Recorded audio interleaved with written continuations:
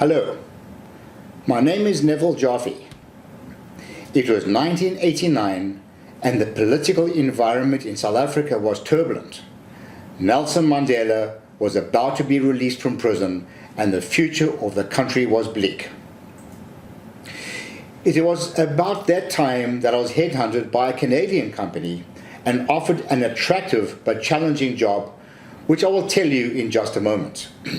After performing the necessary due diligence and immigration processes, I left the comfort of my family business and headed off to Canada with my wife and 3 young sons to start a new life. The company that I joined was in the sporting goods industry. It was founded in 1960. It had 400 unionized employees, a 100,000 square foot facility, and historically very profitable. The company was vertically integrated. In other words, it started off with raw material, made its own fabric, assembled its own product, and also had a warehouse for distribution. The company was very successful until some family got involved. They expanded the product line way beyond their core products and they lost their focus.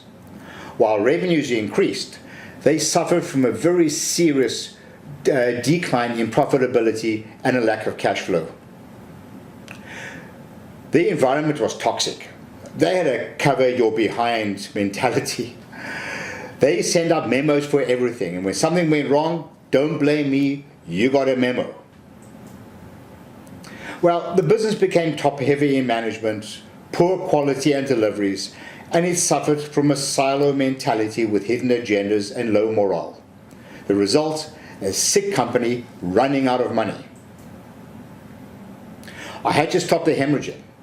So I banned memos, I instituted a form of communication called Quality Circle, total quality management to improve the quality of the product, just-in-time inventory, and also the concept of the theory of constraints.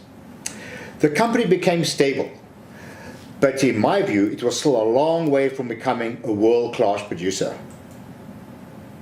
In 1993, we got into union negotiations. Now, in those days, we had double-digit interest rates and massive inflation, and I just knew that the demands would have bankrupted the company. So I suggested a gain share, or some people call it a profit share program. Why? Because I have the belief that nobody washes a rented car, because there's no sense of ownership. The first error I made was I asked our internal accountant to start teaching financial principles in the traditional manner. The second mistake I made was I retained a college professor who simply did the wrong thing more efficiently. In fact, all he did was to teach bookkeeping on steroids. It was an absolute disaster, and I was losing credibility with the union and my partner, who was opposed to a financially transparent environment. So I called the meeting because I was desperate. I knew that we could scrape the profits off the floor in this company. I called the meeting, I cashed $2,000 in small bills, put them in black garbage bags and stood on a table at the back of the factory, and in front of me I had the 400 employees, the union, and my partner and his family, who also had an interest in the company. I poured the cash out on top of the tables and I said, "This is called revenue." There was a deathly silence. Then I took handfuls of cash and I put them into buckets called labor, fabric, process, and then I started tearing up dollar bills into a bucket called waste. And people were freaking out. I said, "Why are you freaking out? You do this every day." I did tape them together again afterwards, but that's besides the point. Anyway, at the end of this, there was cash lying on the table, and I said, "This cash you see here is called profit." I cut the pile in half. I said, "This half is for you to share equally between each other." And by the way, the word equally was very significant because they became very sensitive to headcount and the way the profits, the bonus was being divided. And the other half was for the owners of the business in return for the risk they take to keep the company alive. There was this deathly silence, and I knew I had their attention. Little did I know that my desperate act of tearing up dollar bills to get the attention of my staff would influence my life and thousands of others forever. I realized that it was my fault that they were not learning the material because I was teaching from my point of view and not from theirs. I started using easy to understand and controllable key performance indicators. Within 3 years after starting to coach and encourage the employees, the company had zero debt. My partner, who founded the company, decided that he liked it so much that he had a change of heart and decided not to sell the balance of the company to me. Anyway, that was his decision. I didn't fight it, and in 1997 I sold my ownership back to him, making a handsome profit. The reason why I'm sharing the story with you is this: don't underestimate the power of business acumen and financial literacy. We had some of the best engineers in the industry.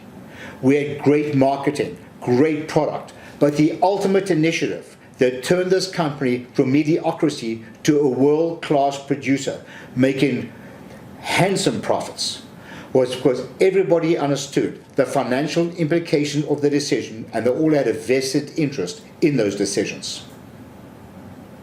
Since I was not able to find an effective process to teach my own staff the financial impact of the decisions, and realizing the incredible power of this education and culture change, I spent 2 years at home designing an interactive, multi-sensory teaching tool to educate non-financial operators to be financially literate. Over the next 2 decades, this patented process that teaches business acumen and financial literacy has generated many millions of dollars in revenue and has positively changed the lives of tens of thousands of entrepreneurs, corporate managers, and academic students alike. Over the past 2 decades, I have discovered that almost every entrepreneur or manager is either concerned at one time or another how to increase revenue, profits, and cash flow, or find themselves not being able to meet their budgets or to fully satisfy their stakeholders. Yet, in an effort to resolve the many issues that plague business operators, the very last thing on most of their minds is thinking deeply about the root cause of the issues.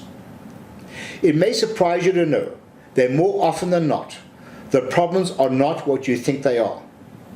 During my lifetime of experience in operations, consulting, and education, I am absolutely right about the fact that I'm about to share with you. The average level of business and financial literacy amongst non-financial entrepreneurs and managers in large businesses is less than 40%. So why is this relevant? Well, it's relevant because these financially illiterate business operators don't know what they don't know, resulting in them making potentially dangerous decisions that could end in disaster without even knowing it. For example, when operators are asked how much volume must be sold to offset an increase to fixed costs, it may surprise you to know that more than 70% of people answer incorrectly. Here's another example. When a customer demands a discount of a product or service, very few salespeople will ask themselves, how much volume must I sell to offset the loss of gross profit because of the discount? Since most non-financial people evaluate numbers in isolation, they will think that they're doing well with an increase to sales and volume without even realizing that they could actually be making less profit. Is this a problem, you think? I've been told by many pessimists that it's the accountant's job to work with finances and the operator's job to manage operations. They couldn't be further from the truth. If a business is to sustain profits and cash flow, people in operations need to understand the financial implications of what they do. So here's a second fact that I'm going to share with you, about which I am also absolutely right. Those business operators that have even just a basic knowledge of financial literacy will produce better results than those who are financially naive. My message to you is this: if you want to produce better financial results and satisfy your stakeholders, including you if you're an entrepreneur, then you should stop attacking the symptoms of the problem and start addressing the root cause by improving your level of financial literacy and business acumen and those who work for you. Oh, and by the way, this topic is not about learning bookkeeping on steroids. It's about learning the story behind the financial numbers and metrics. And if taught properly, it's considerably easier than you might think. So how about this? I'll prove it to you. Follow the instructions on the screen, and I'll set you up with a free lesson so that you can see this for yourself. I promise you that the easy to understand tutorials will be a great time investment for you.